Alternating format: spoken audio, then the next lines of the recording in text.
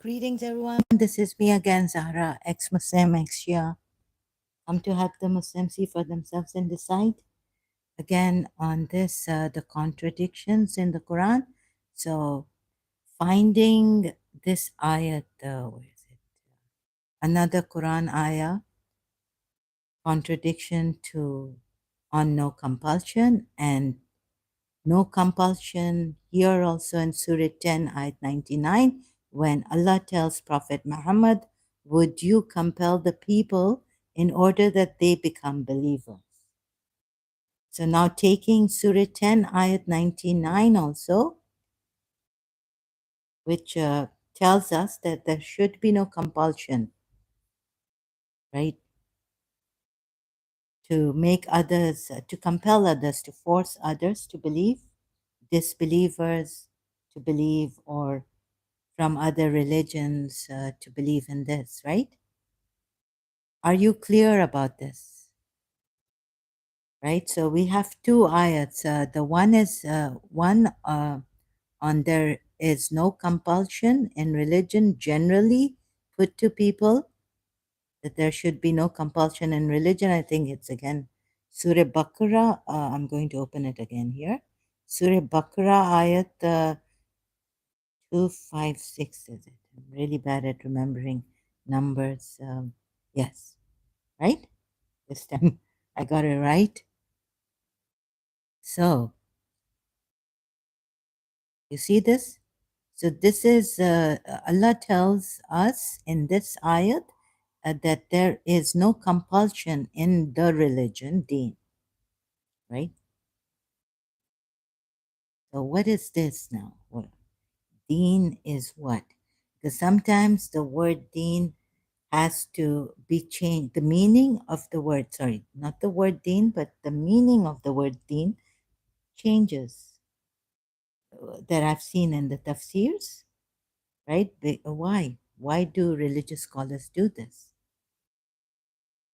To, I think, reconcile two contradictory ayats. And then we are blamed for misinterpreting and but not changing the meaning of the word to fit in for, let's say, for example, I'll be giving you in this ayats that I've found, right? And the tafsirs of these ayats.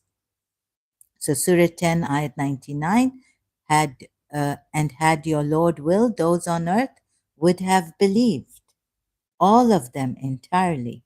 Then, O Muhammad, would you compel, meaning force, the people in order that they become believers? So there should be no compulsion in religion, taking Surah 2, ayat 256, right?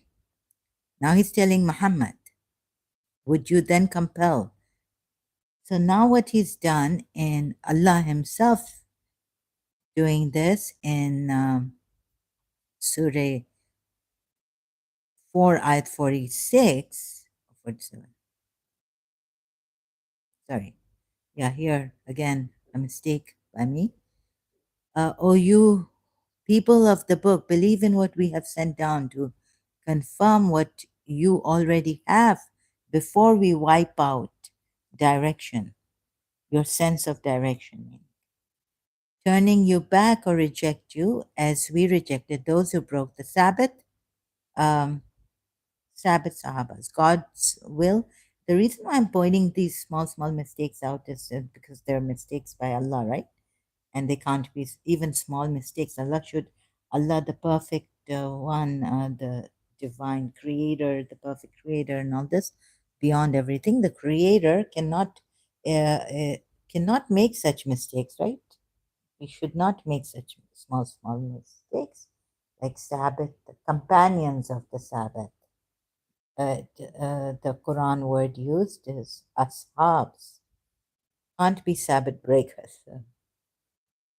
But maybe looking at another ayat where Allah says these ones who, these Sabbath breakers, these companions of the Sabbath who broke the Sabbath. So like that, but it shouldn't be like that, right? See, it doesn't add up, like it shouldn't be like that. It Should be like they have put it, break Sabbath breakers, those who broke the Sabbath. So this also. So now Abdul Halim puts it like obliterating faces to mean they wipe out your sense of direction. Okay, let's say that even this is a allegorically obliterating faces, not what the Shias say, that physical obliteration of faces, right? Your visages will be wiped out, or you will be defaced, right? Physically, Shia commentary, we've checked that in the previous live stream, multilingual Quran on Surah 4, Ayat 47. So this, right? Okay, let's take it allegorically. Let's take Abdul Halim also, and not Dr. Ghali, before we obliterate faces, like Allah has put it in the Quran ayat, meaning obliterate faces. So turn them upon their backs, or curse them as we curse the Sabbath men. You see, here Dr. Ghali says Sabbath men. Yeah, better put, right? And in brackets, i.e., the Sabbath breakers. So Allah hasn't brought this ayat properly as a problems, right? Not Sabbath ashabs, Sabbath men, but it should be Sabbath breakers. Curse the Sabbath breakers. Anyhow, let's not take Dr. Ghali, and let's even take Abdul Halim. Even then, allegorically, like wiping out direction, would be what? There is a coercion here, there's a threat. And a threat is, it's a way to force people, right? To compel people to believe. Another way to compel people. There are various ways to compel people to believe. One is like this, God giving them a threat. God threatening to wipe out their directions, turning them on their backs, or reject you as we rejected those. So an element, I mean, this is a part, this is force, using force through threat, through a threat, right? So Allah has now, what has He done? Contradicted Himself against what He said in Surah 2, Ayat 256, and Surah 10, Ayat 99 to Prophet Muhammad. Would you then compel them? So please see this, and the reason why, so reading the Tafsir now, why do these, they change certain things, like in the Tafsir, in the commentary. Ibn Qatir says, oh, you have been given the scripture about this. Verily Allah, so he's first given his translation in English of the ayat, and then calling the people of the book to embrace the faith, warning them against doing otherwise. Right? So Allah commands the people, now giving this warning them against doing otherwise, is that remaining as Jews and Christians. So the warning has the compulsion, right? Forcing them, element of compulsion, force. Okay? So very direct, very understood, very clear. Why don't Muslims know that it is a compulsion, warning them? This could happen today, tomorrow, in the future, somewhere, but the warning is there. And this is a form of force, which the English call duress or coercion. Coercion. To understand this, Muslims, before we efface and turn them backwards. Al-Afi said that Ibn Abbas said that effacing here refers to blindness. Now, what are they doing?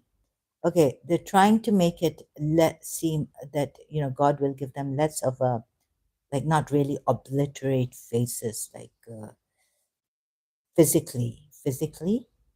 So they're trying to make it less, refers to blindness. Like they're blind, right? God would like just blind them in that maybe spiritual way, not in the physical way. Like they will to disbelieve, so and they were obstinate, so God willed that they go remain like that and become blind also. Blind, deaf, dumb. They are even worse than cattle. You remember that ayat? So turn them backwards, meaning we put their faces on their backs, but not physically. Like let's even say they're saying, not physically doing this and make them walk backwards. Since their eyes will be in their backs, like this is in the future, perhaps on the day of judgment or something. Similar was said by Qatada and Atiyah al-Alfi. This makes the punishment even more severe, although they say this. Right? This makes the punishment even more severe, and it is a parable. Also, that it is a parable that Allah said for ignoring the truth. So, how confused are you? Is it allegorical, Allah meant, or is it physical that Allah meant, or both? God knows, right? Whether He'd obliterate faces, like both. I don't see both, but it would be however you take it, right? But it's a parable that set for that Allah set for ignoring the truth, preferring the wrong way, and turning away from the plain path for the paths of misguidance. Therefore, such people walk backwards. Right? Similarly, some said that Allah's statement, some Sahabas, or what? Some religious scholars also, Muslim, not Christian, yeah? Not any other the religious Muslim religious scholars. Verily, we have put on their necks iron collars reaching to the chin. So this is like a parable from Surah Yasin, so that the heads are raised up. So now they're giving a parable from Surah Yasin ayat, and that is a parable, right? That Allah gave for their deviation and hindrance from guidance. So it's not physical; it's just a parable giving it like the heads are raised up, their necks and all, and iron collars reaching to their chins. They can't see properly. Kaab al-Ahbar embraces Islam upon hearing this ayat. Moreover, right? So they tell you this. What have they missed?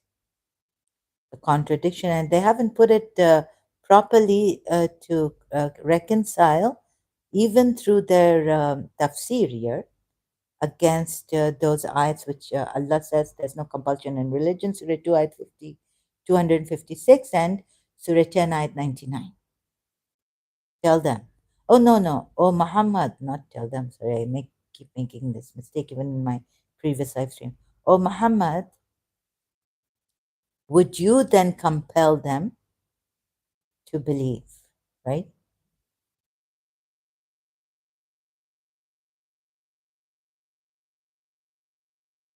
So here, the tafsirs, religious scholars who have put the tafsir in, explaining Ibn Kathir and Ala Maududi, haven't done a good job in reconciling this ayat with against Surah 2, ayat 256.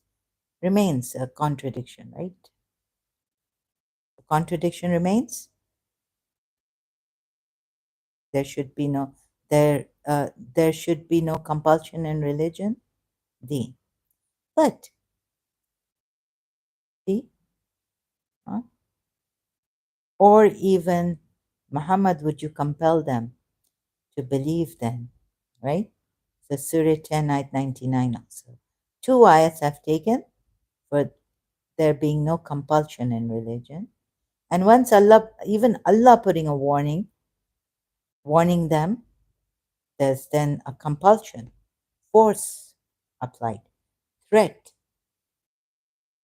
warning to punish them in this way if they don't believe in this, what has been revealed now is compelling them, for goodness sakes, right? Hope you see this, Muslims, and then don't blame us for what your religious scholars haven't pointed out, the contradiction that I saw. Please, okay, get it? Hope you get it. But they've done quite a good job in this Surah Baqarah ayat 193. Hmm? Tafsir, where is it? I'm going to look for it. So continuing from my previous live stream now, look, so that there should be maybe no contradiction or what? What was their plan, right? So on Surah 2 ayat 193, fight them until there is no more persecution and worship is devoted to God, Allah, right? This is Abdul Halim again. If they cease hostilities, if they cease hostilities, there can be no hostility except towards aggressors. But I had to look at the Quran ayat. Now I can't take Abdul Halim on this, right? Dr. Ghali, and fight them until there is no temptation, fitna, uh, and the religion is for Allah. So fighting them until religion is for Allah, fitna, okay, strife, sedition. We're analyzing now the tafsir also. Why were the religious scholars not able to see the contradictions of this ayat against Surah 2 ayat 256 and Surah 10 ayat 99? This is what we are analyzing now. So keep on fighting, says Al Maududi. This is his translation of this ayat in English, Surah 2 ayat 193. Keep on fighting against them until mischief ends. Now, mischief ends for fitna. Maududi has put it, I haven't put it. And the way prescribed by Allah prevails. So 204 here, he's given the reason.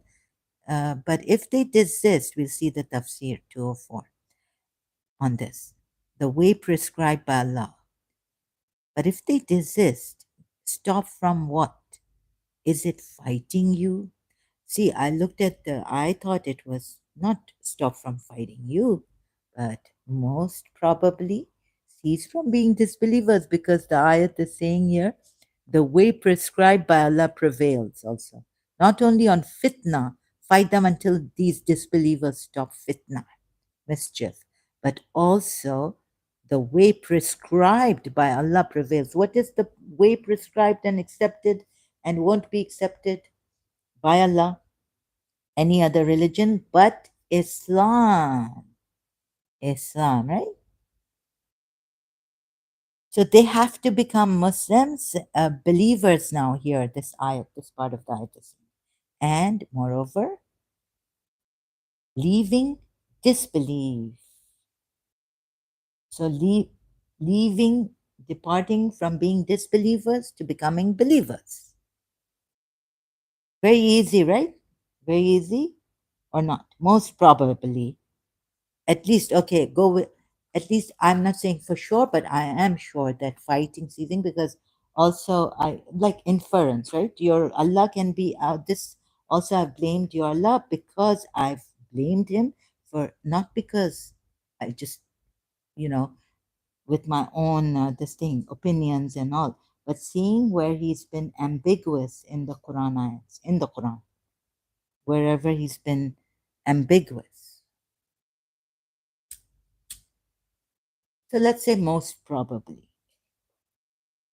that they cease from becoming disbelievers and become Muslim believers, become believers now. When Allah says believers, He doesn't say Muslim believers, but for the let's believers could be now Christians, but this is on Islam. So I mean Muslim believers, okay? So when I say believers, it doesn't mean Christian believers or Jewish believers. Hope you understand that. But if they desist, cease from becoming disbelievers, then know that hostility is directed only against the wrongdoers. Okay, this is how Maududi puts it. Now, 204 is on this part of Maududi, the way prescribed by Allah prevails. They become Muslims. I have said this, Muslim believers, right? Fight them until they become Muslims and leave disbelief and see. Okay, wait, prevails. The way prescribed by Allah prevails. 204, sorry. 204 Maududi says here the term fitna is used in different sense. Okay, Maududi starts from fit. Okay, the whole term. Keep on fighting against them until mischief ends and the way prescribed by Allah prevails. Let's see what he says about the way prescribed by Allah. It is evident from the context that fitna refers here to the state of affairs wherein the object of obedience is someone other than God. The object wherein the object of obedience is to someone other than God, right? So now these disbelievers, mischief makers also, and disbelievers have to become Muslims. Not only stop fitna, and the object of obedience is someone other than God. So obedience too should be to God, right?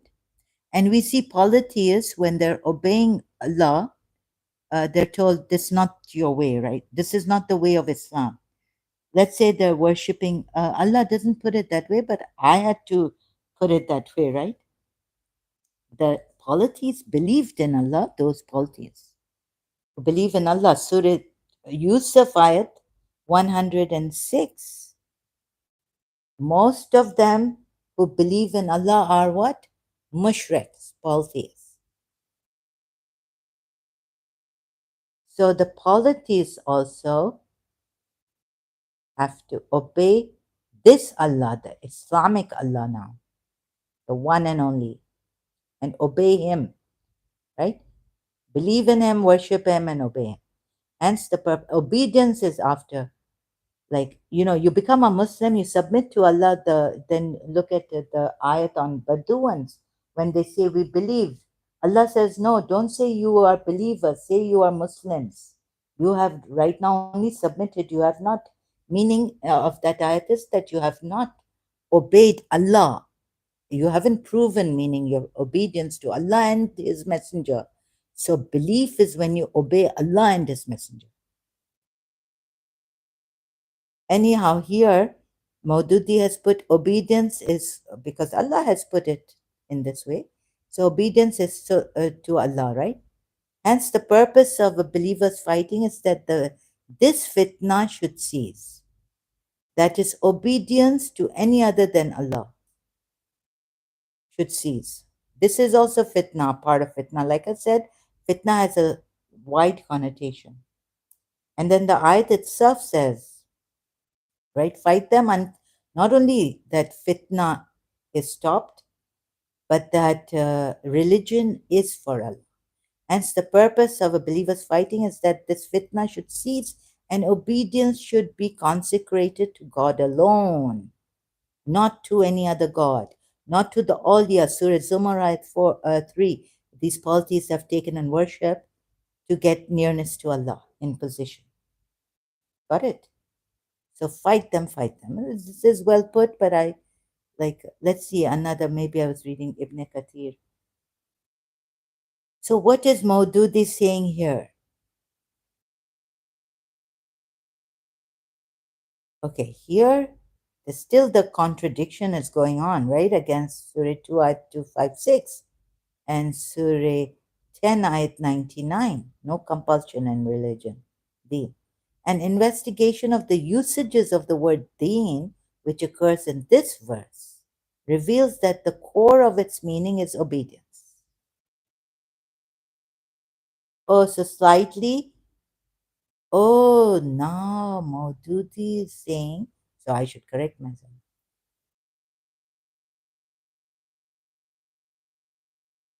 Religion is for Allah, meaning now Maududi has put it not to reconcile with the contradictory Quran ayats. Surah 2, Ayat 256, and Surah 10, Ayat 999.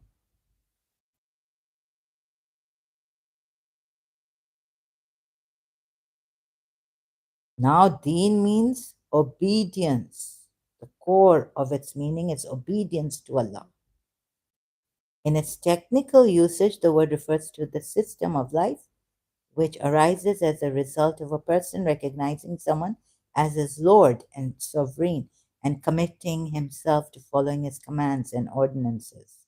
This explanation of the word deen makes it quite clear that when some human being established the Godhead and absolute dominance over others, this state of affairs is one of fitna. Now Maududi has shot himself in the foot. Sorry. Like, so you see, still reading Maududi's Tafsir shows that there's still the contradiction against Surah 2 ayat 256 and Surah 10 ayat 99.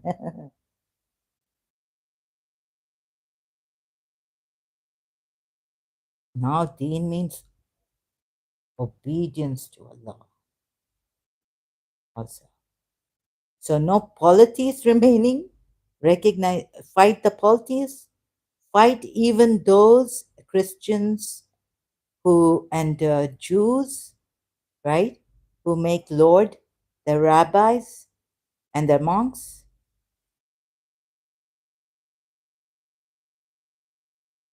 Arises. See, the word refers to the system of life which arises as a result of a person recognizing someone as his Lord and sovereign. Someone as his Lord and sovereign and committing himself to following his commands and ordinances.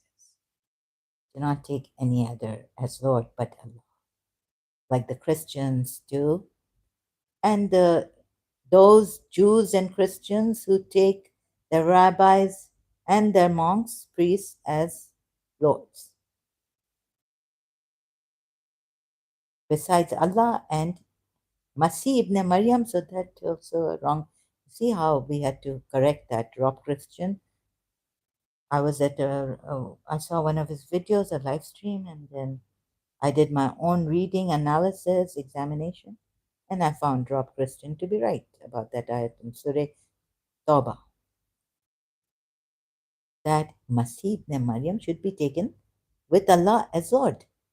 That's what Allah it means in this ayat, Surah 9 ayat, I've forgotten, 31. So, another contradiction coming up, right? And on that, there's an ayat, another, Allah contradicting himself. So, just showing you what are these tafsir people doing. Here, he's fine. He's even saying that now the believers have to obey Allah. Deen just doesn't mean accepting Allah and not obeying Allah, right? With their mouth, like hypocrites also. Shouldn't be like hypocrites. So fight the hypocrites also. You know what is this suggesting? Maududi here. What Maududi is suggesting by this. Please examine these tafsirs also properly and don't then coming here. You're wasting your time. If look, where have I misguided? Where? Sunnis also look. But you're not coming like that with me. You're not being here. You see, this is about every day, my lectures, my showing, or whatever it is, right?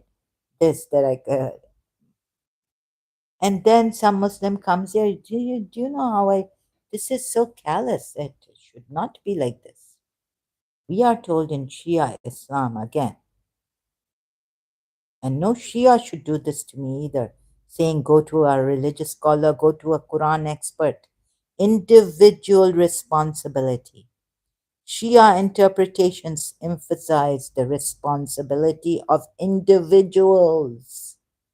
not religious scholars only, individuals to use their minds and intellect to discern the truth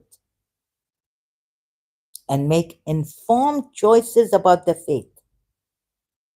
The information, okay, that's coming from religious scholars or anywhere, the history of Islam, Shia Islam, I've taken all that into consideration and tried to make it easy for myself and you, just taking the Quran ayahs at first. Some Shias have objected to my doing this and helping Muslims coming here doing this. Please take your claim responsibility of yours that Allah has given you. From Shias, I know this. This is why just taking the Quran ayats, that Quran ayat that reflect upon the Quran, if there were much contradictions, then it would be from other than Allah, right? Here it's used reason, Surah 10, ayat 100. Which is that one? In which surah and ayat number? So I'm saying, why aren't you claiming it? This is what we Shias were told, and it's put by AI overview in perfectly. So Shias will not come here, give me a hard time. It's very shocking for me. You know, you're going against your religion, Shias. Every individual is given the responsibility. Shia interpretations emphasize the responsibility of individuals, not religious scholars only. Every individual. And Shias coming here telling me this, that are really against this. They're going against this. The Shia interpretation, their own interpretation. This is the interpretation we took as Shias, 12 Shias. बराबर देखो, research करो, खुद भी सिर्फ अपने religious scholars पे नहीं रखो. So I started this research on my own on Sunni Shia and all, right? In Karachi, online, Yusuf Zaidi sent me books. I said, prove it through the Sunni religion, that Shia religion is true. But of course, he couldn't give me the 12 Imams' names in the Quran.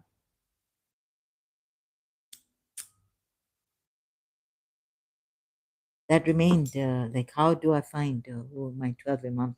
Then I have to go to Prophet Muhammad's speech where he says 12 Imams' names, but not in the Quran. The Quran has that Musa's time there were 12 chiefs. Those are, they're not Imams, they're not called Imams in the Quran. And then there's a lot of like mishmash, confusion and all this Quranites, but not the names. The names of the Imams are not given in the Quran. This is why more problem coming in Ismaili Shia and 12 Shia. If Prophet Muhammad has said it, why shouldn't Allah say it, give it to him? If Allah has revealed it, and everything Allah reveals to him, He does not reveal anything on his own, right? This is not only the word of Allah, this is not only the word of the Messenger Rasul Kareem as Jibrail or Prophet Muhammad, but this is the word of Allah. So why not give the 12 Imams names in the Quran?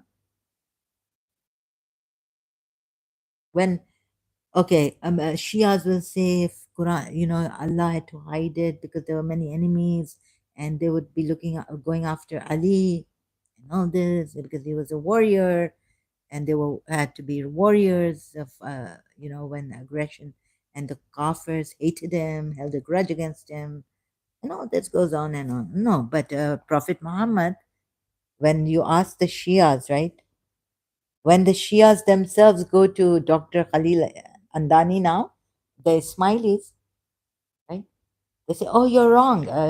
Prophet Muhammad has given the 12, there's supposed to be 12 Imams, and the hadiths are there, the narrations of our Imams are there. So you Ismailis are wrong by taking your Imam is wrong. He's given Prophet Muhammad has given 12 Imams names and all that. So this is another problem that Allah has caused, being ambiguous and not putting the names. But look at the positive side, that then of the Shias would not have been divided if the 12 Imams names were given in the Quran, rather than looking at the disbelievers and those who hated and the negative side to it, if Allah had given the names of the 12 Imams. But Prophet Muhammad, Allah has given the name of the Prophet, and how many were true believers even? And they wanted to kill Prophet Muhammad, right? And all this. Oh, and the enemies continued, and they would have killed an Imam, the son, even who would become after his death an Imam. They wouldn't wait. Yeah, we see in history, Shia history, that Imam Hassan Askari is the one who called himself the Caliph. At that time, Imam Hassan Askari's son, uh, he was house arrested. And so Narjis Bibi, the mother of Imam Mahdi, like, you know how God saved Moses, so her stomach wasn't showing that she was pregnant. They were house arrested by which caliph of his time?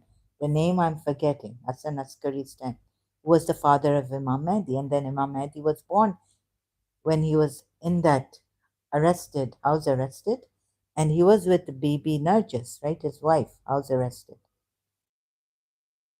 So they would kill, but how Allah saved Imam Mahdi, right? So I'm sorry if, okay, maybe my argument is not as, but your argument is also not that great. Allah should have made it very clear, right? And guarded the Imams from these hypocritical Muslims who have now made themselves caliph, Abbasid caliph, now, before the Umayyad caliph, against the Imams. You see? So this is what I was thinking. Why, like Allah said He will guard this Quran, then He should also guard the Imam. And like He guarded Prophet Muhammad, you say, through Imam Ali also. Right? Surah Tahrim ayat is there. 4. Jibrail and all this. From these hypocritical wives and not non-Muslim wives. Once you annoy the Prophet, you become a disbeliever, right? And there's a curse on you. Allah and His Messenger. Surah Al-Zabayat also. So the wives become disbelievers. So so Allah said He's Prophet Muhammad's Mawla, Jibril, and Gabriel, Angel Gabriel, Archangel actually. Christians say he was an archangel. And but okay, Jibril and the righteous among the believers, and moreover angels will assist. It was absolutely necessary that Allah give the names of the 12 Imams, okay, in the Quran. Now a Sunni, okay, this is right, okay, this then a Muslim was asking me, non-Shia, then why aren't the 12 Imams names given when they are so important? And she was right about that. When it is so important, if you don't believe in the Imam appointed by Allah and follow him, you follow this wrong. Where is it? Maududi himself has said it. Even among yourselves, authority, but the Sunnis will take that. Recognizing someone as his Lord and sovereign and committing himself to following his commands and ordinances. But if you follow your Muslim heads, I'll have to go to that ayah. Sorry, not here, not take this example. Let's say you, with Allah and the Messenger and authority among yourselves, but they have to go with Allah and the Messenger, right? They can't go against them. So you have to believe in the appointed Imam by Allah. And it's such a necessity that if you don't believe in Imam Ali, you're going where? According to 12 Shias, you are a deviant and you're going to hell. None of your good deeds, no deeds, good deeds, whatever deeds will, even if you pray, namaz, fasting, all this, you have to know the Imam of the time also. It's very important, right? I've seen that maybe, but the Sunnis refute it. This is not about, you know, you will die death of ignorance if you don't believe in the Imam of the time or the leader, the Islamic leader, however it's put. I can't find that. A long time ago, I was reading Tejani's book, so I found it searching online also, but now I can't find it in the Sunni Hadith, Sunni books, sources. If you don't follow, know the Imam of, even knowing, right? That means obeying, knowing the Imam of your time, or how it's put, then you die death of ignorance. This also. So, Muslims, you are fasting all this like Prophet Muhammad, another hadith of Prophet Muhammad saying there will be 73 sects in my ummah, right? And only the main body, one, would go to heaven, the rest will go to hell. So think about it. You're fasting, you're covering yourself, maybe even that, fully even. And do you think the main body is the majority or in the minority? Allah says in many, the Quran ayats replete, right? That majority, no. Most of them will not believe. Most of them will not believe. And most of them are mushriks. So according to Shia interpretation, what is a mushrik is different than what Sunni interpretation of the Quran ayats. What is a mushrik?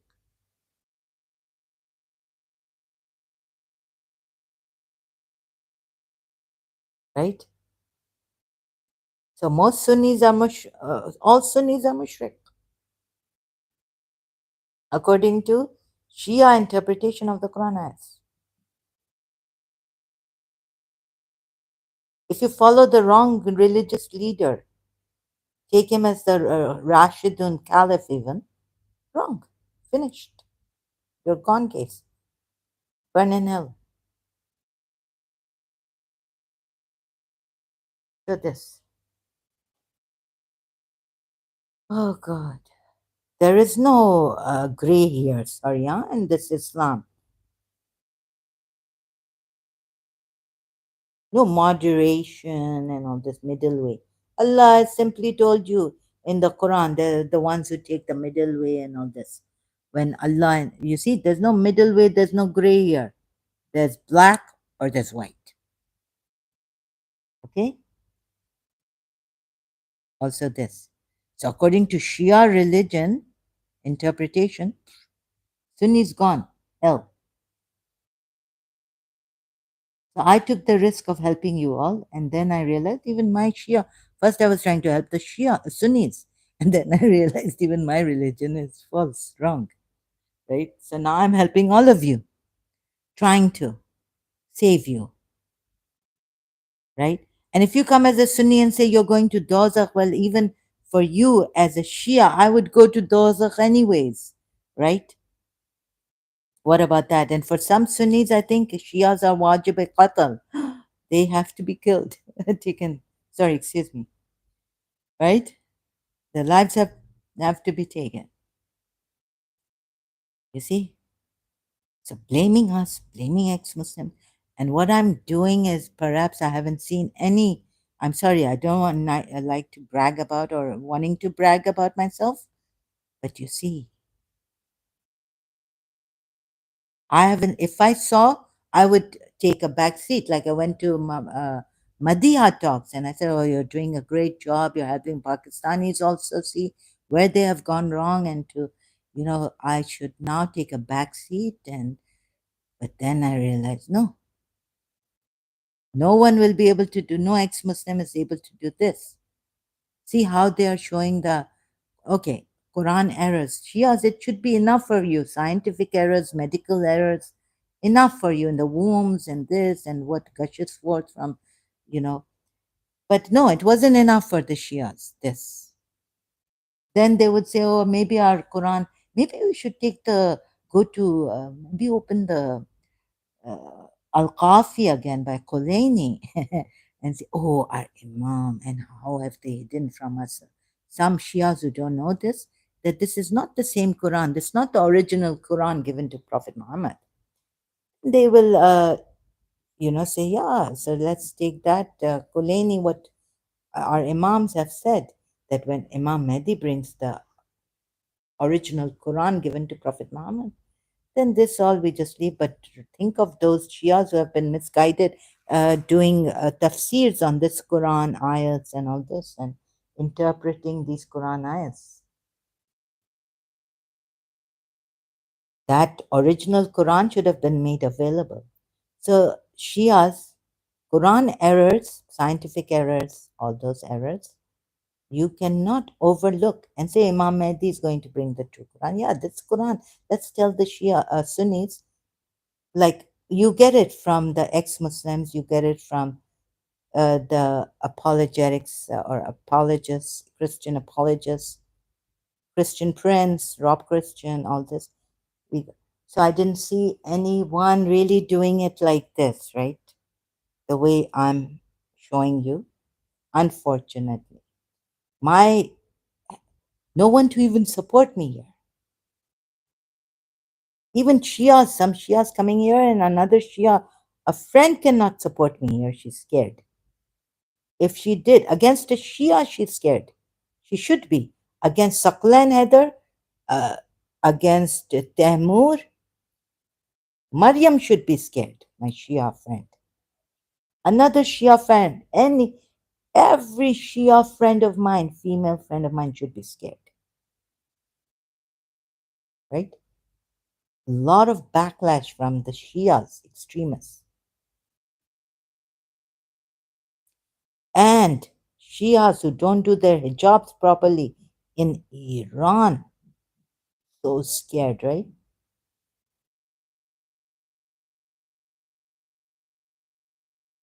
This also.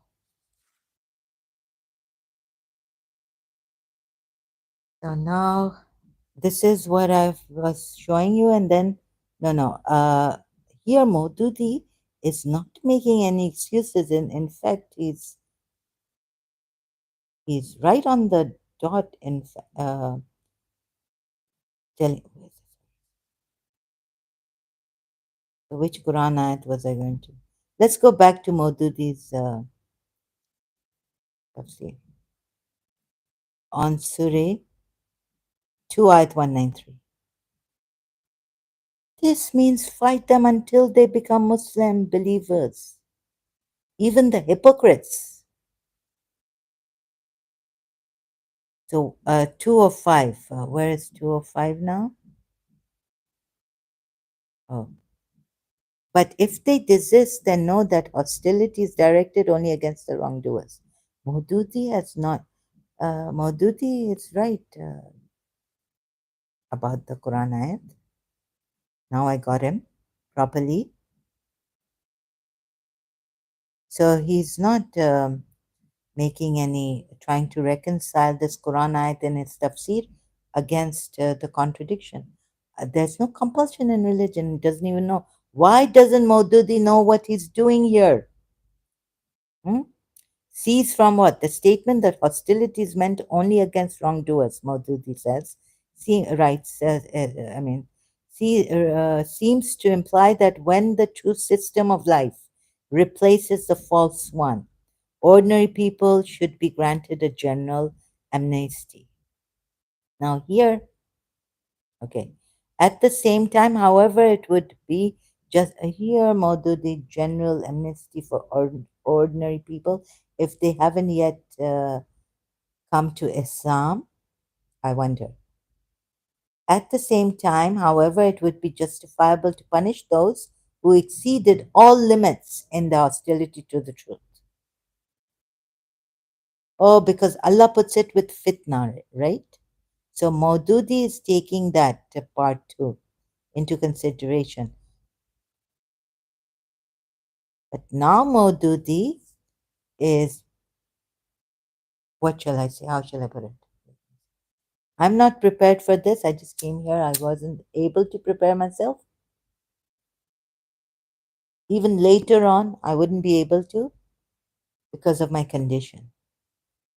So I apologize for that. Please bear with me if you can here. Let me see. So it would be justifiable to punish those who exceeded all limits? No, no. I disagree. In the hostility to the truth at the time when you held the reins of power, only for the powerful people. Yet in dealing with such people, it becomes the true believers. After they have one final victory, to adopt a general attitude of forgiveness and tolerance towards the vanquished rather than subject. But it doesn't change. Whatever Maududi is doing here, it doesn't change the fact that warning, fighting against disbelievers, that means compelling them to believe. Change doesn't change that. Contradiction is there still. Those criminals whose records were exceptionally bad, or even Shias have written it like this, right? For this ayat. However, be punished. The Prophet availed himself of this permission in respect of some notorious enemies whose hostilities had exceeded all limits. Now, what? Sorry, I'm not able to. Now I'll go into cognitive dissonance. So, you see what Maududi is doing here? What do you call this? No, look, he's not giving the proper tafsir on this ayat. The way prescribed by Allah prevails.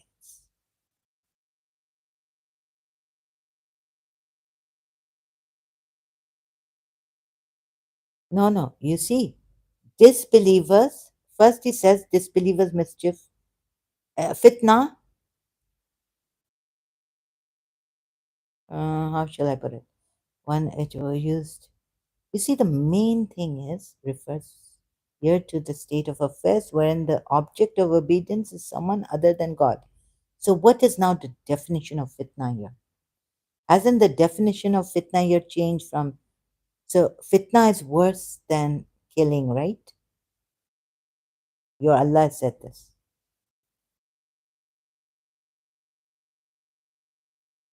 Now, the disbelievers may not kill the Muslims, believers, but they may cause fitna.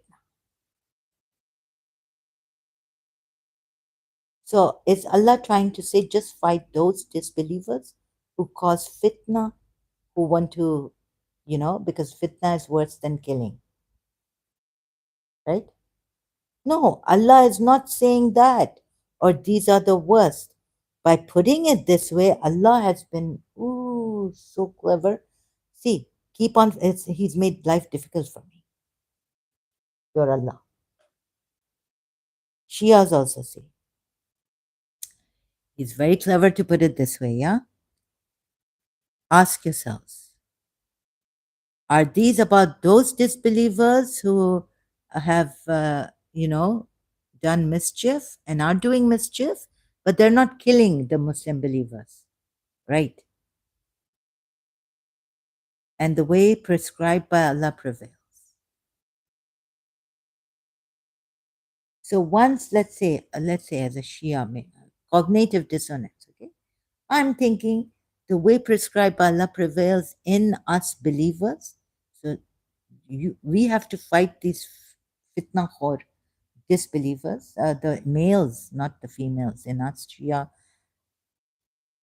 that participate in fighting, no, for the females, right? It's forbidden. So the males fighting, the believers fight until they let us,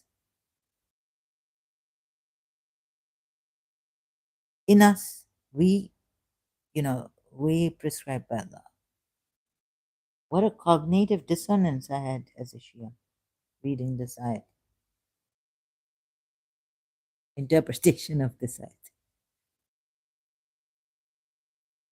You let, like, we want peace. You're causing fitna for us, and it's worse than killing, Allah says in Surah Baqarah ayat 191, right? Used above, see. Here, the term fitna is used in a different sense. So, Shias, it's not like, let in us prevail by Allah, prescribe what is prescribed by Allah. You respect our laws and rules and don't do mischief on our land or where we are practicing this in our communities, against our communities. It's not like that, Zahra. It's not like that.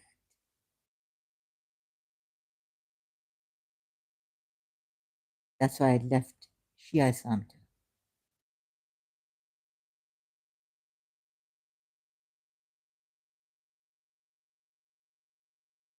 So where we are, the prescribed way by Allah prevails in us and on our lands, in our houses, in our daily day-to-day work, lives, right? Prevails. Believers. No. What this is saying is keep on fighting until, this is Maududi's translation, although it means keep on fighting. It's continued from Surah Baqarah at 191, 190, you see.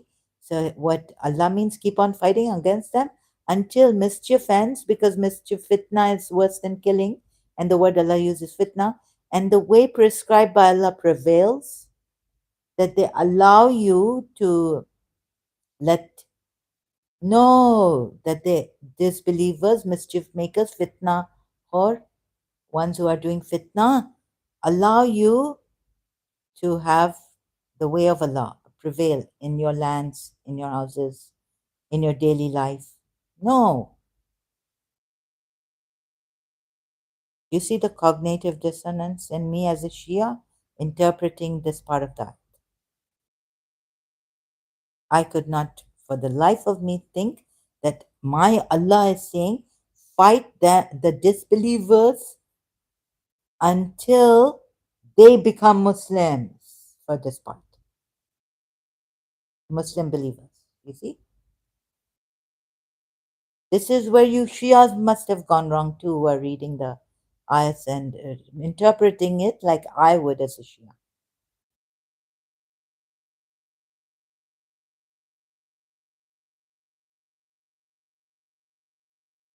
So, and it's moreover, it's not only those who have gone beyond bounds, these disbelievers and polytheists, spreading fitna, and fitna is worse than killing. So if they don't even kill you, but they're spreading fitna, fight them until you force them, that they allow you, that, the way of Allah prevails. In the lands that now you have conquered, or what? Conquest of Makkah. You know what I mean? Oh, it's not like that. Shias. Meaning of this ayat.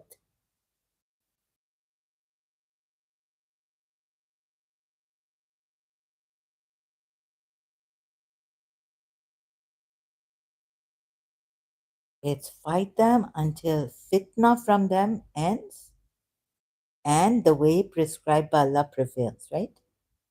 The way, the deen of Allah prevails. In who? Where?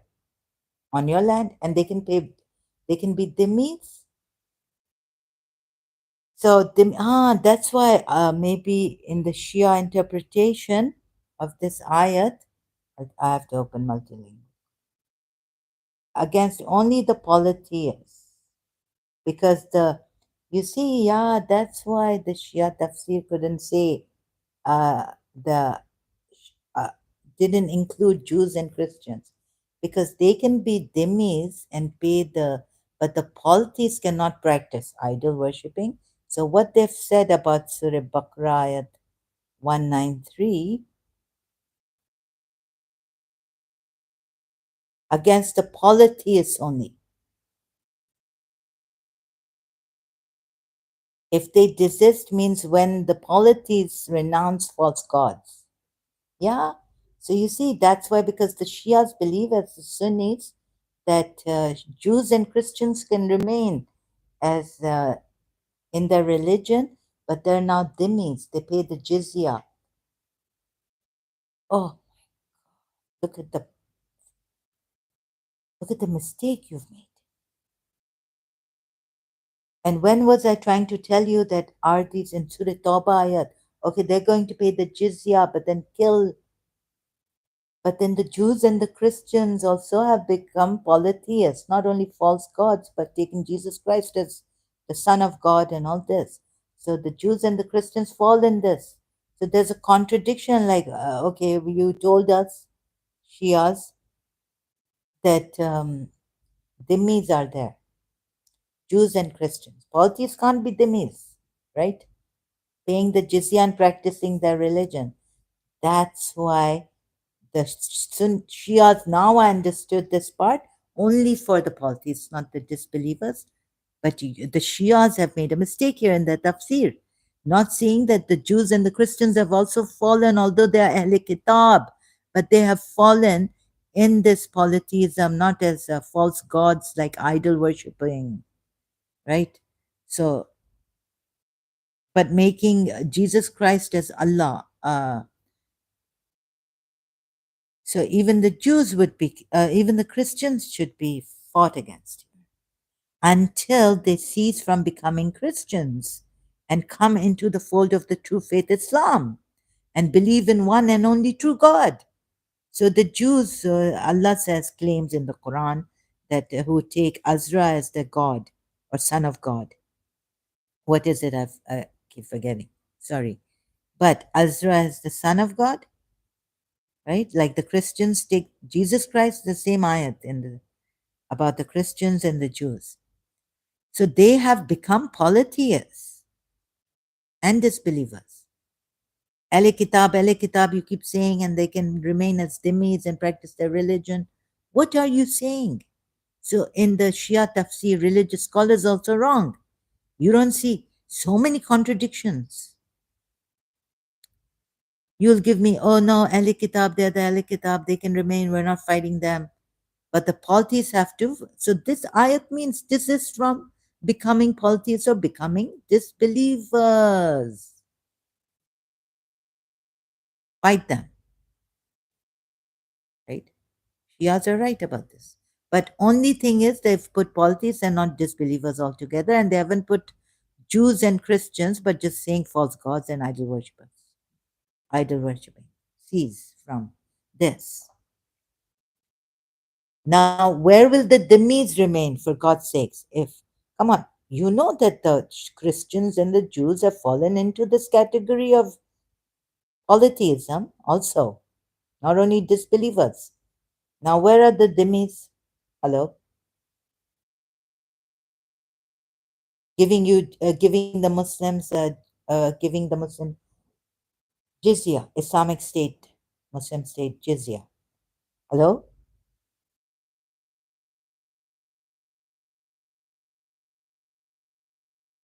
Okay, so I'm really tired. Sorry, so thank God although complaining and oh my God, but at least I've struggled and I said it. I've shared it with you here and shown. Please see this Shias also, Sunnis, not only Sunnis. Where are the Dhimmis now? Fight them. Not only the polytheists renounce false gods and idol worshipping, but fight the Jews because he's already made the Jews worshipping Azra, taking him as the Son of God. Fight them too.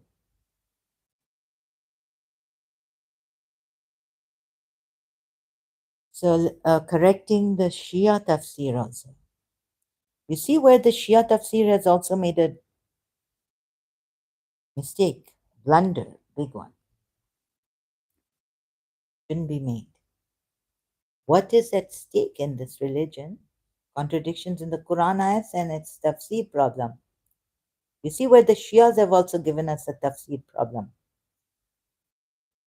Not understanding the contradictions, not taking the contradictions. Where jizya now? Where dhimis, ahli kitab? No more, please.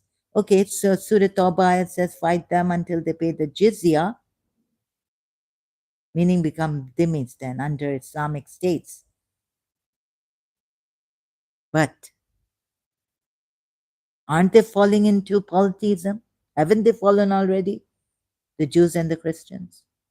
Now, this ayat is like fight them until they become believers.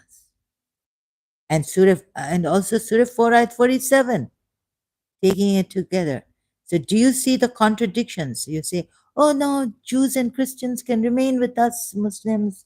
It would be so great. We have moral values that they don't have. The Westerners have forgotten, and all this, that they're look naked, walking naked, half naked, this and promiscuity and adultery. But God has made, if a Shia is going to say this, well, you will go to a Christian man and say, my dear brother, hmm, come to Islam, such morality I cannot tell you. Like, you cannot do adultery at all. You have 4 wives. If your one wife loses a leg or a hand and she cannot perform properly, you are missing her other leg. She cannot put around you.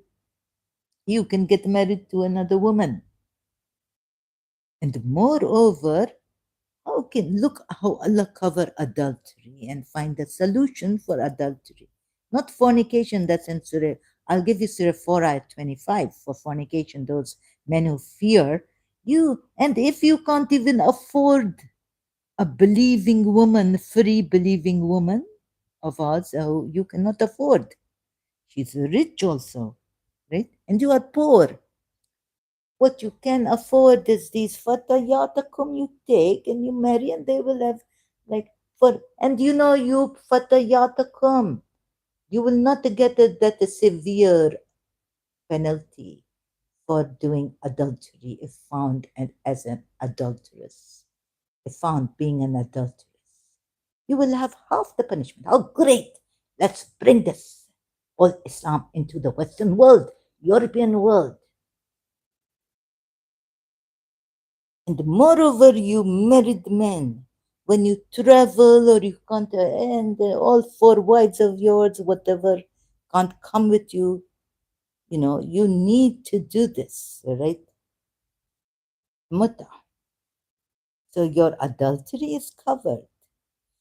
And adultery bring a very bad wrath of Allah on society. You see, we can even go through it in a sociology. Read sociology books and see and read Jewish books, scriptures, what adultery does. And even Jesus Christ has said that the heart can, if heart, no, don't even take a step forward to adulterous, becoming an adulterer, right? Don't become an adulterer. In your heart, you are doing adultery, going towards feeling for a woman, and you are a married woman, a man, and for a married woman. And if you are a married man and you're going for a single woman, in your heart, you are committing adultery. So that is the adultery of the heart. And how bad is adultery? How bad is adultery? Come here. Christians also come. Come. Save yourself. Look, this final religion. Complete. Right? Allah has not said, if you like a woman, going towards a woman and you can't stop yourself, like, oh my God. Hello? Muta. Hello, please, can I have muta with you?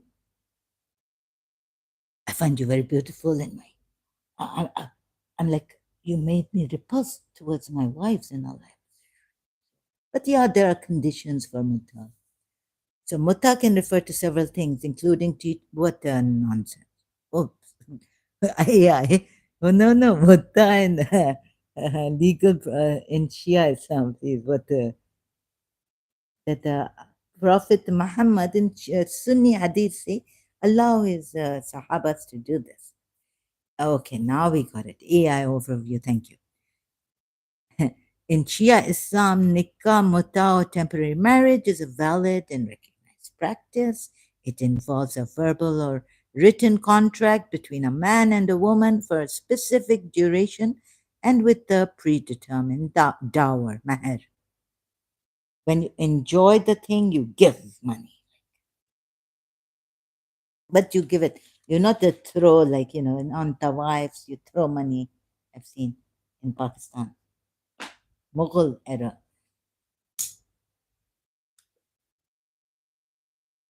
right? Or you give it put it on the cheek of a man, and the wife dancer come and she take it, what you call that, from the cheek by pinching him. My mother said, Babu, to my father, let's go home. That the wife thing happening, in a wedding ceremony. I was small. Tell my father, let's go home. Because her cousin put it on my father, put the money on my father's cheek. And the wife came and pinch, his cheek. Oh, and took it like that. Okay, not like that. Very decently here, look here. She asked, right? How you give money to them. The duration can range from a short period, like an hour, to a longer period, like 99 years. But Imam, haven't they said less than an hour, 3 minutes? Which Imam has said this? Okay, so now what's the reason for doing mutta? Let's see also. I will show you Shia's, don't worry, background. Historically, there were many types of marriages used for various purposes. So now you see at least a point you get that the Christians come here. This man's natural desire, no matter how many women he have, he's not satisfied. He wants more, more, more. Historically, there were many types of marriages used for various purposes, as opposed to full marriage. In mutta, some of the rights of the husband and wife are non-existent. This was primarily used by those who could not stay at home with their wife and traveled a lot, like my father. And the wife wouldn't go with the husband. For example, a traveling merchant might arrive at a town, so this is the reason for mother. Not because you are not out of lust, yeah. Lust is coming, like of course this is like lust. What else is it, right? The desire, the lust. It's called. This desire is not called lust. Then what is it called? Appetite. Not Allah says in the Quran, because He says don't go towards them lustfully. That's why you see the Bori Shias, they have FMG. Some of them, I don't know which ones, Shia. Boris I've heard. Female mutilation, FMG, did I say genital mutilation? FGM. Because of that Quran ayat, perhaps, that says don't go towards them lustfully, and they've thought the woman should not. So cut her off so that she doesn't even enjoy it, have no lust feeling. Meaning the natural desire is lust in this. Look what they've done, the Borishias, right? So this also. Of course, I don't blame them. This is what your Allah has done in Surah Nisa ayat 25 even, or 24 even. Ayats.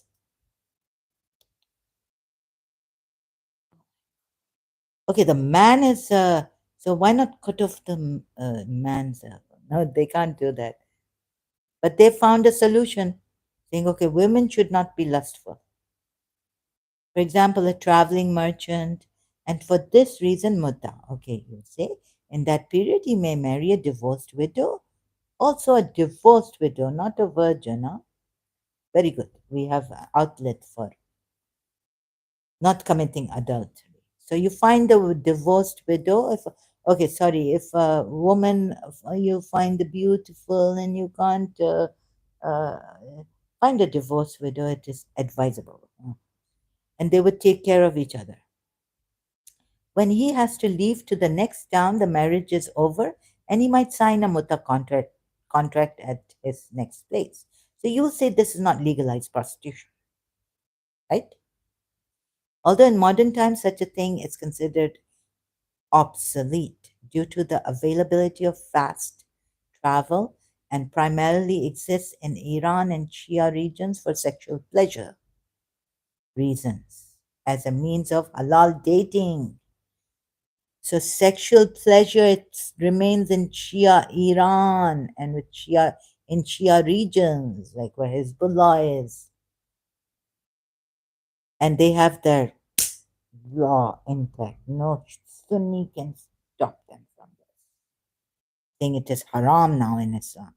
But before Prophet Muhammad practiced it. But for the Sunnis now it is haram, redundant, cancelled. Misyar is there still and primarily exists in Iran, yeah, for sexual pleasures. Please see the Shias. And oh, this is Wikipedia, who's a Bori man, atheist. What was his name? I left him on YouTube. Sorry. Tate Roberts, Iranian minister backs temporary marriage to relieve lust of youth. Guardian, the Guardian. This is what your Iranian religious scholar has said. Minister, he must be, so a Shia, right? Not a religion. Okay, let's go there. Sign in. I'll have to sign in. You see, this the thing up. Can I read? Just show you. Oh, yeah, no, no. I don't have to sign in to read. Iranian minister backs temporary marriage to relieve lust of youth. So adultery, no. You see, Christians, atheists, men, you see what Allah has given us to protect you from adultery and fornication. It's very good solution. Iran's interior minister, now you do adultery like this.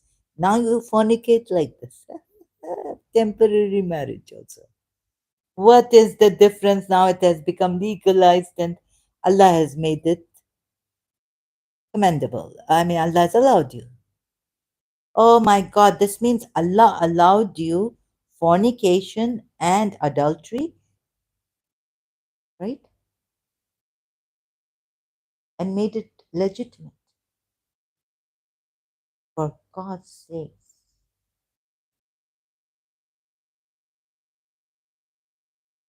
Allah is saying to the men, adultery and fornication is legitimate. What are you saying? That adultery, wrath of Allah will come on the society, on those who don't stop. So stop them from evil. This Mustafa Poor Muhammadi, the minister said the tradition known as, he's not a religious scholar, but he knows about his religion, Shia Islam, and said the tradition known as Sige should be promoted to offset the trend towards later marriage, which he said was depriving Iran's youth of sexual fulfillment. Why not? Yeah. Fornication. Fornicate. But do it now. Allah has made it, what do you call that word? Legitimized it. And you're saying, no adultery because adultery and fornication. But Allah has legitimized it like this. For goodness sake. The custom of Sikh. Iran's youth of sexual fulfillment, depriving Iran. Why should we deprive Iran's youth to not fornicate? So Allah has permitted us, legitimized it. The custom of sige, which allows couples to establish union lasting from a few minutes, yes.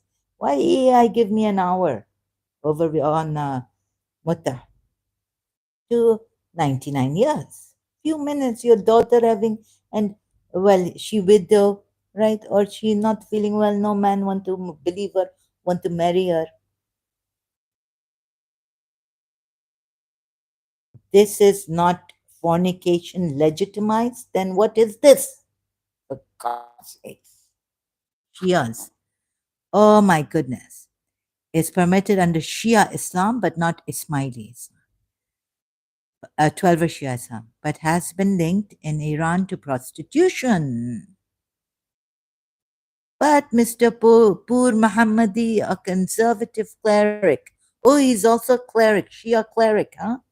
Religious scholar, so I'm right about that, described it as God's rule and said it was an acceptable alternative to premarital sex, which is forbidden and under Islamic law. So legitimized premarital sex.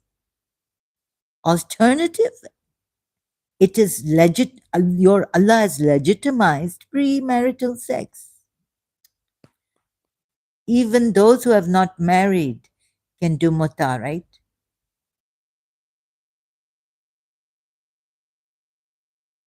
And this is like fornicating. The marriage lasts for 3 minutes, even minimum. What is this? And you give money.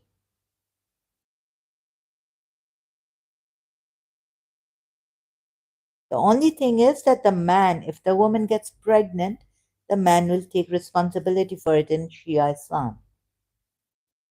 It's not like he goes away and the woman becomes a prostitute, that now she can go to another man. She has to sit in Ida, I think, for 3 months. Finding that she's not pregnant, anything, then she can do another muta. If she can't marry someone, she can't find a believer to marry her, or like that. So increase in the marriage age, at least that is not there, but most of it legitimized fornication in a more seasoned, responsible way, so that the man knows that whose child this is. Hmm. A cleric, he's a cleric also.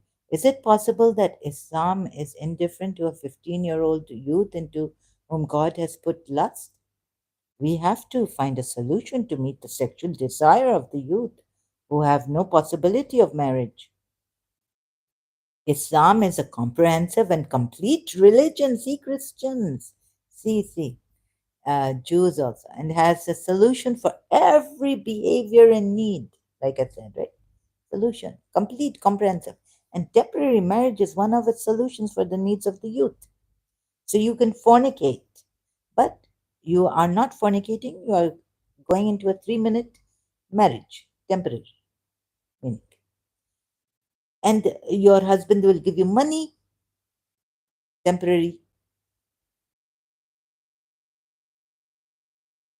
But you are not a prostitute, because prostitutes don't wait, right? One man after another.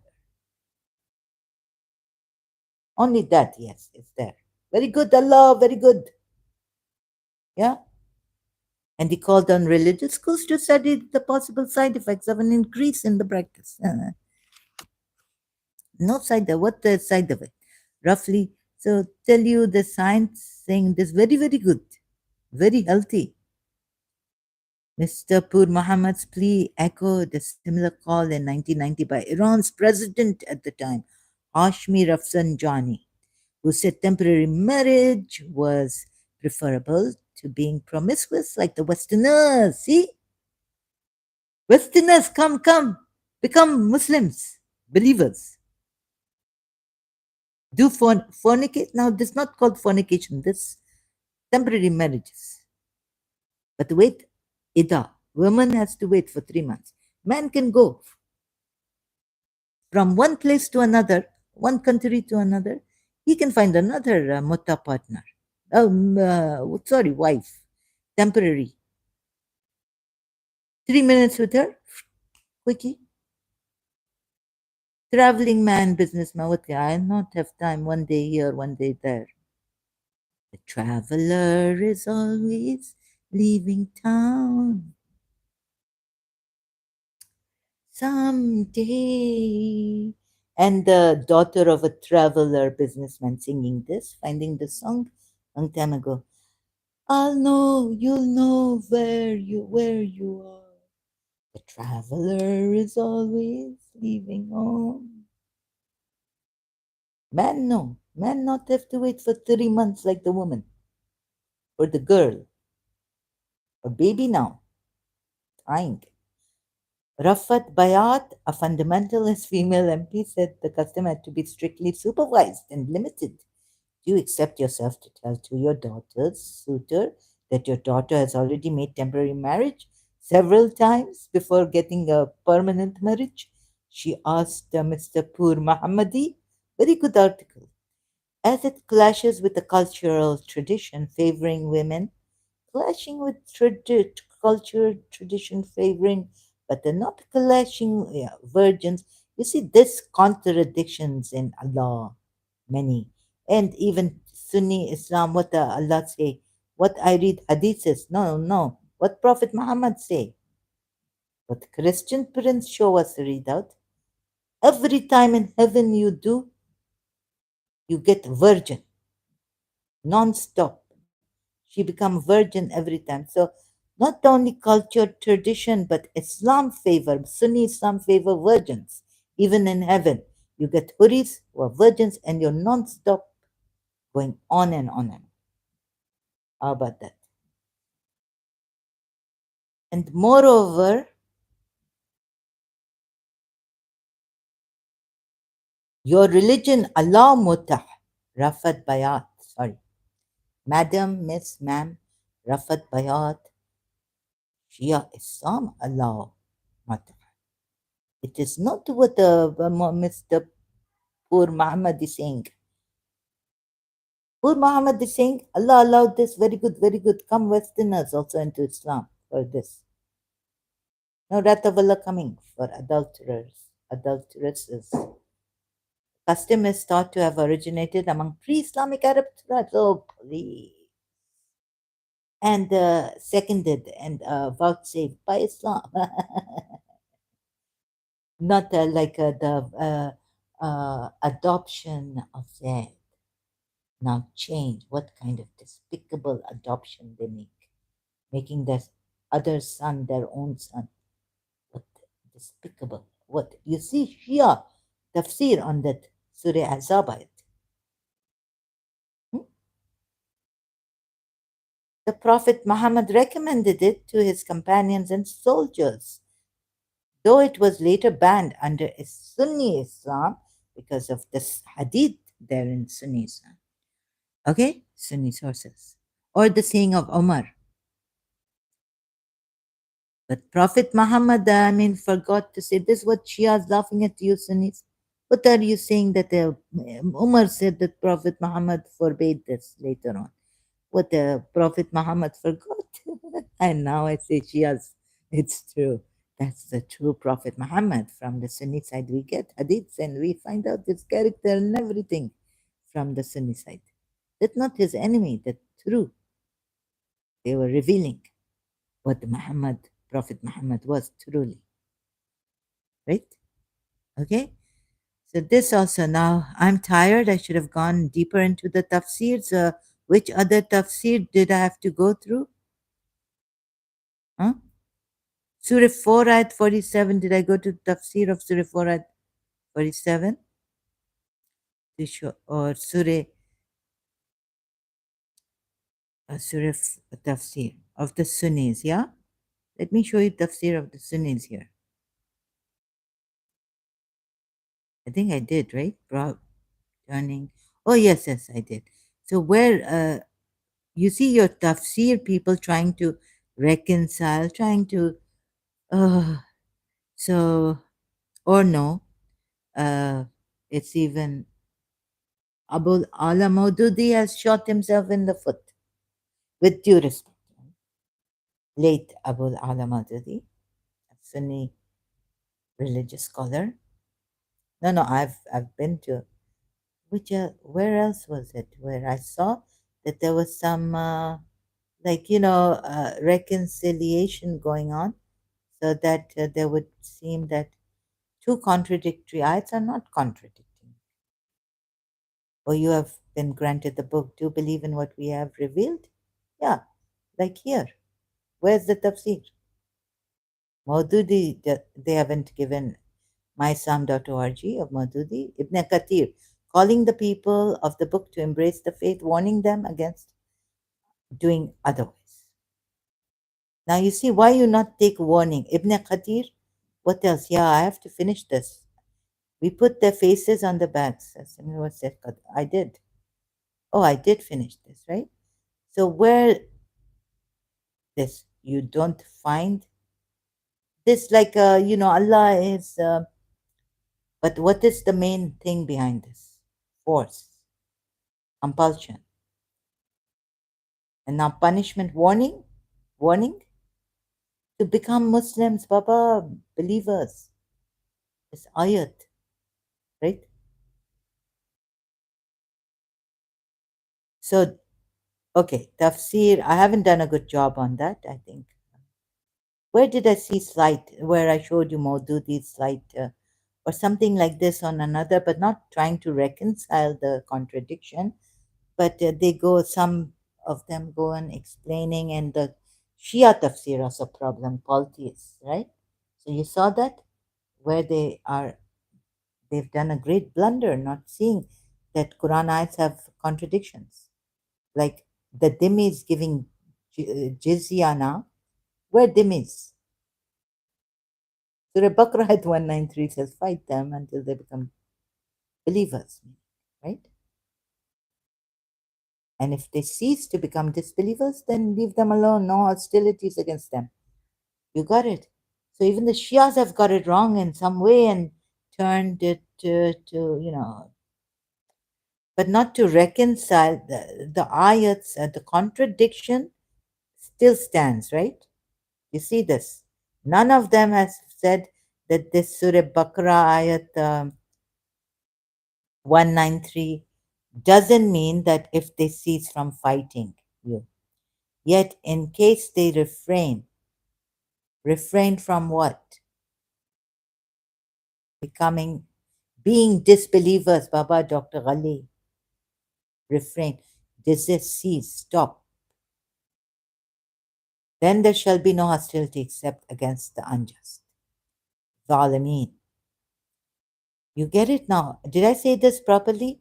All tafsirs, either Shia also have said that polytheists should leave their religion, cease from being polytheists, refrain from being polytheists. Sunni also refrain from being disbelievers. But they go on to say that how terrible because they were also spreading fitna and all this, and now to amnesty is given to them. But fine, but they have to become believers, right? Cease from not only fitna, but that the deen is for Allah. Yeah. Let's again examine Maududi's on this. Maybe I couldn't. Like Maududi, he's right in that case that, you see, cease from becoming. What is Maududi trying to say? I'm getting a cognitive dissonance. Later on, the explanation of the word deen makes it quite clear, right? That obedience affairs in one of fitna. Okay, what I'll do is I'll take a break, right? I'm very tired. And then I will come back again. Thank you so much. And this time I didn't have any YouTube. It's not YouTube's problem. I think there was a bug in my mobile. And so, putting the date and all coming and timing, and then the date changes, and twice doing it, trying. then it starts working. So that bug is gone from my mobile. So I hope let's see again. This time it didn't give me that problem. The Shia bug, the Shia bugs, a bug put in my drive. So that I suspect, yeah, I suspect, but I'm not sure. Okay, thank you very much for your time and attention. I'm going to leave you with this. Sorry to leave you halfway, not properly. And see, I told you I would have a cognitive dissonance on this, and I'm not prepared. So thank you for bearing with me here. And thank you for watching and giving me your time and attention. And I wish the best for you. Thank you so much.